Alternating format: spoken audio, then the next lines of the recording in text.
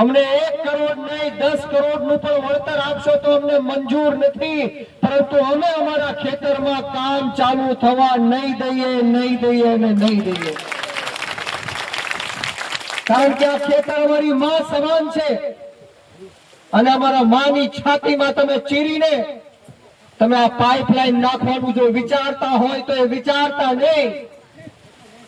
પરંતુ હવે ખેડૂતો જાગૃત થઈ ગયા છે, યુવાનો જાગૃત થઈ ગયા છે. એટલા ભારે વરસાદમાં પણ મારા પિતા તુલ્ય વડીલો અહીંયા ઉપસ્થિત છે, મારી માતૃશક્તિ અહીંયા ઉપસ્થિત છે. આપ સૌના ચરણોમાં નતમસ્તક વંદન કરું છું, આપનો આભાર વ્યક્ત કરું છું.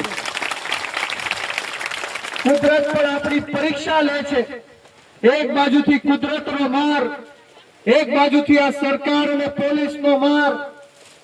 આ ખેડૂતને માત્ર માર ખાવાનો વારો આવ્યો છે. મિત્રો, ભૂલ આપણી છે કે આપણે જેને મત આપવાના હતા એને નો આપ્યા, અને જેને મત નહોતા આપવાના એને આપીને બેઠા છીએ.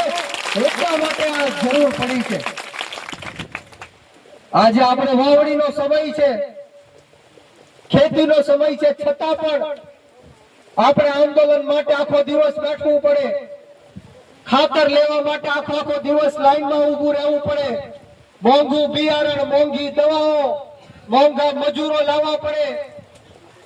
ત્યારે આપ સૌને હું કહેવા આવ્યો છું કે આપણે બધાએ નાત જાત ભેદ ભાવ ભાષા ધર્મ જ્ઞાતિ જાતિ બધું જ ભૂલીને, પક્ષપાત ભૂલીને ખેડૂતોના હક અધિકાર અને ન્યાયની વાત કરવી પડશે. આપ સૌએ એક થઈને સંગઠિત થઈને આ સરકારને જડબાતોડ જવાબ આપવો પડશે. મિત્રો,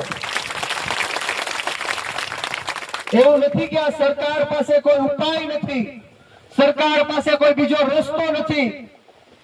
આજે રોડ જાય છે એની આજુબાજુમાં પણ આ પાઇપલાઇનો નાખી શકે છે, પરંતુ નહીં, આ ગરીબ ખેડૂતને ગરીબ રાખવાનું કામ આ સરકાર કરે છે. આ ગરીબ ખેડૂતોને, પછાત સમાજના ખેડૂતોને પછાત રાખવાનું કામ આ સરકાર કરે છે.